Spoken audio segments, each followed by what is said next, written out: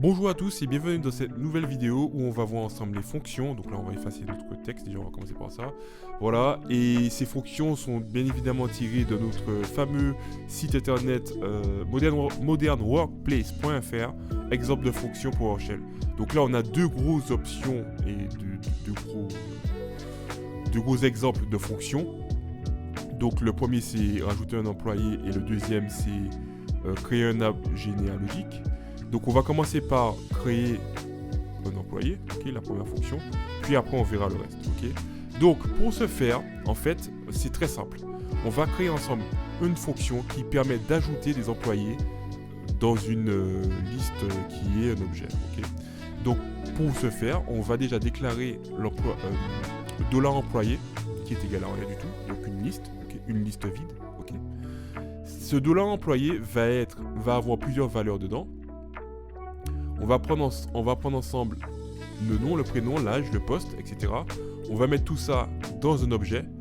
Une fois qu'on a défini l'objet, on va... Ok, c'est bon. Ah, on va les afficher grâce à une autre fonction. Ok, ici. Qui nous permettra d'afficher les éléments. Ok. Et on va un peu voir en détail ce qu'on a écrit dans cette fonction. Donc pour avoir des paramètres, on écrit param, voilà, entre parenthèses. Le script, ça c'est pour le type de la variable, ok. Donc ça nous permet d'avoir comme une sécurité, ok. Donc ça forcerait d'avoir dans le nom un string, donc une chaîne de caractères. Et on a par la suite créé employee qui est un objet. Et voilà, cet objet, voilà, je me répète là, enfin. Donc, on va avancer. J'ai pas envie de sauter des choses, donc voilà, je regarde si j'ai bien tout dit, ok. Voilà. Et le côté script ici, c'est la possibilité de emporter la variable employee avec les valeurs employee, donc de l'objet, dans une autre fonction. Donc là, on peut voir que employee peut être réutilisé parce qu'il est dans le cocon du script. Okay, donc c'est comme si je sais pas, c'est comme si c'est un conteneur quoi. Voilà, un conteneur qui contient une valeur. Ok, voilà. Et ce conteneur peut être déplacé facilement. Voilà.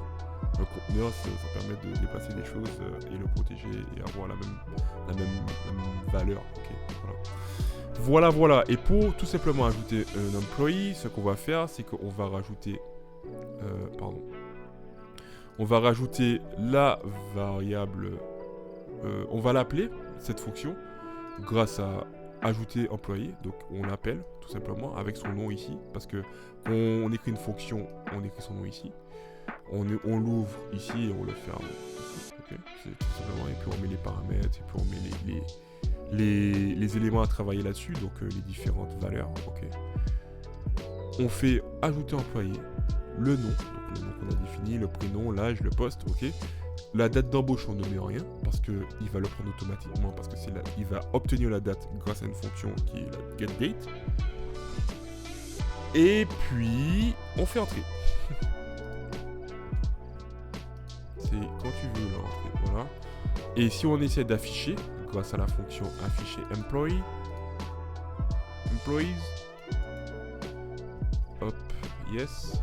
On a Durand, Jean qui a 45 ans et qui est directeur et qui a pris la date du jour. Donc là on est le 12/01/2025 et il est 18h59. Ok. Donc bonsoir à tous. Et on peut faire ça autant qu'on veut. Hein. Donc on peut ajouter le directeur, on peut ajouter le développeur et on peut même ajouter le petit designer qui est le plus jeune. Et après on peut tous les afficher ici. Ok. Donc voilà, c'est relativement intéressant une fonction parce que on n'a plus à tout le temps redire nom égal Martin, prénom égal petit, enfin voilà, on appelle notre fonction, on met les différentes options qu'il y a et il fera son SmithBig, ses calculs et tout ça, il prendra la date du jour, tu vois. C'est ça une fonction, ça permet justement d'automatiser un peu les process qui sont répétitifs, ok. C'est la première étape de l'automatisation, les fonctions. Donc voilà, ça c'est le premier exemple qui est relativement intéressant parce que ici on peut voir que Ça nous évite de redéfinir tout ça à chaque fois qu'on a à ajouter un user, un petit employé. Donc ça c'est intéressant. Et le deuxième exemple que je souhaitais voir avec vous, c'était celui de créer un membre. Ok, donc on y va YOLO. Hein. On va pas perdre de temps. Ok. Donc pour ça, on va mettre toute la fonction ici. Tac. Donc là, on a la fonction créer un membre qui est tout simplement qui prendra tout simplement comme argument tirer relation. Ok. Là, on avait comme argument le nom, le prénom, l'âge. On va pas mettre tout ça, on va mettre relation. Ok. Qui sera père, mère, tonton, tati, toto, enfin bref, voilà. Une relation familiale si vous voulez. Donc une fois qu'on a défini ça, on va prendre le nom, le prénom et la date de naissance de cette relation, donc du père, de la mère ou que vous avez écrit, ok. Et on va après, dans cette relation, l'afficher, ok, grâce au return, ok, donc grâce à l'objet, d'accord. Voilà, c'est aussi simple que ça.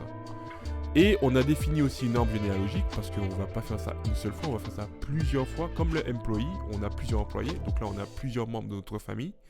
Donc ça nous permettra de rajouter plusieurs valeurs, donc le père, la mère, le tonton, la tati, le toto, voilà.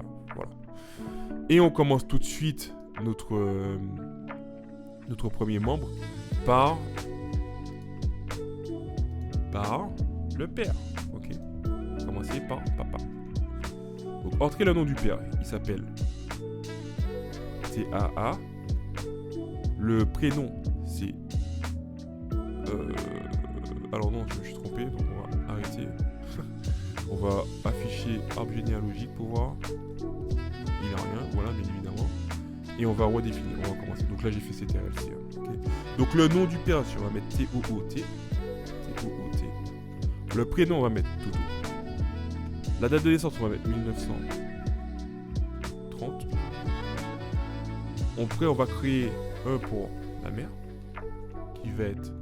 Le nom de famille va être T-A-A-T. Le prénom, ça va être Tata. C'est pour ça que j'ai arrêté. Hein. C'est parce que Tata, c'est pour la mère.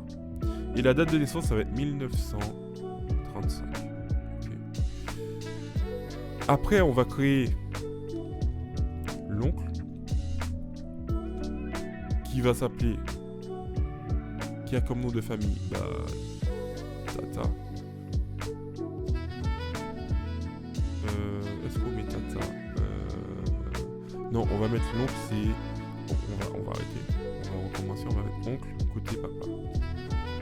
Oncle, entre parenthèses, père. Ok. Donc l'oncle du père, vu que ça veut dire qu'ils sont frères, s'appelle toujours Toto. T-O-O-T, pardon. Hop, hop. Le prénom, on va l'appeler Tota. Ok. Voilà. Et la date de naissance, on va mettre 1932. Ok. Et là, si on veut afficher tous les éléments, vu qu'on a rajouté tout ça dans notre liste arbre généalogique, si on reprend arbre généalogique, on a notre mère, notre père et notre oncle. Ok. C'est aussi simple que ça. Voilà. C'est aussi simple que ça. Après, moi, ce que j'ai fait, c'est que je suis allé beaucoup plus loin. J'ai fait une boucle qui permettrait de... Dès qu'il voit père ou mère, ben, il ajoute le grand-père et la grand-mère. Ok, ça c'était juste ça. Et après, on a aussi la possibilité de mettre, de calculer l'âge moyen de tout ça, donc de tout le monde.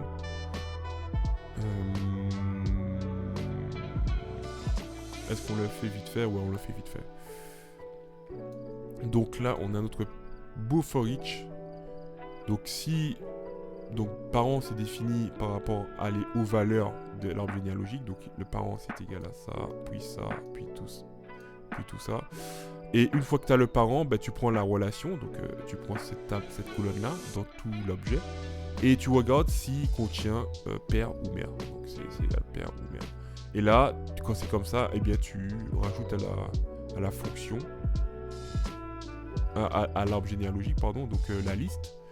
La fonction créer membre pour ajouter le grand-père, donc côté papa, donc côté père, et la grand-mère côté père, ok. Et après quand il fait la deuxième boucle où il voit la mère, là il ajoute le grand-père côté mère, et le grand-père côté père. La grand-mère côté mère. Ok, tout simplement. C'est simple comme ça. Voilà, donc ça c'est fait, c'est lancé. Si on veut essayer de voir ça, on ferait... je sais plus quoi. Ah oui, ça fonctionne pas parce qu'en fait, père, il y a un accent, ok? Donc voilà pourquoi. Je me disais, comment ça se fait que ça bouge pas? On a fait des choses, je comprends pas. Donc on va juste faire mère parce que sinon ça va me mettre 2 fois père parce que le père je l'ai mis aussi ici. Tac, ok, donc voilà, boum. Et là il m'a proposé entrer le nom de votre grand-mère. Donc il a fait la boucle, il a vu, il a pris la fonction, il a relancé la fonction en rajoutant les éléments de la mère. Ok, donc relation mère. Ok, voilà, tout simplement. C'est aussi simple que ça. Et puis voilà, j'espère que ça vous a plu, j'espère que vous avez compris. Donc pour un peu résumer et faire simple, une fonction, ça se fait fonction, tac, le nom de la fonction, donc l'appel Toto, il est toujours entre slidey, je sais pas comment on appelle ça. Après on écrit les éléments de la fonction, donc A est égal à 0, A++, ok, et write os A, ok. Donc souvent c'est comme ça, hein. On définit les variables tout en haut, ou les paramètres, ok.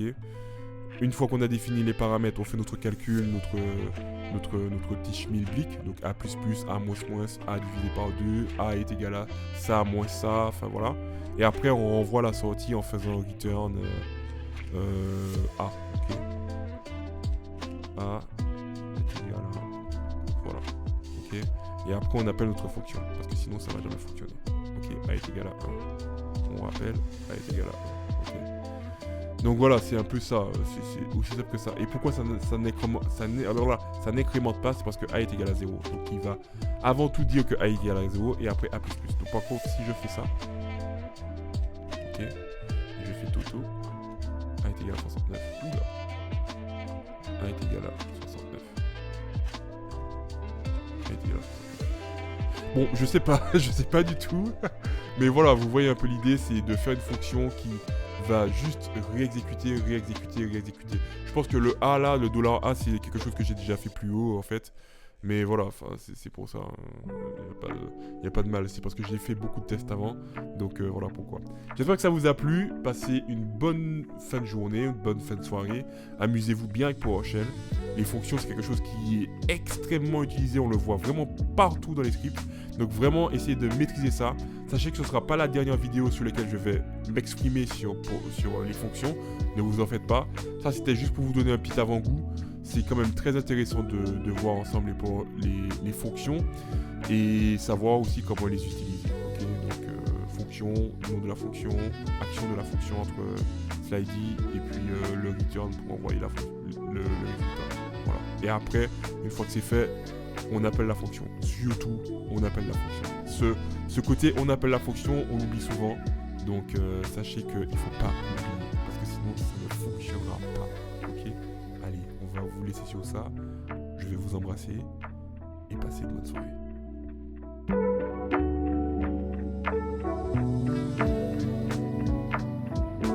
Il y a une dernière chose qu'il faut que tu saches avant que tu partes. Il faut que tu t'abonnes à cette chaîne. Pourquoi ? Parce que tu auras des vidéos similaires sur la thématique de l'informatique,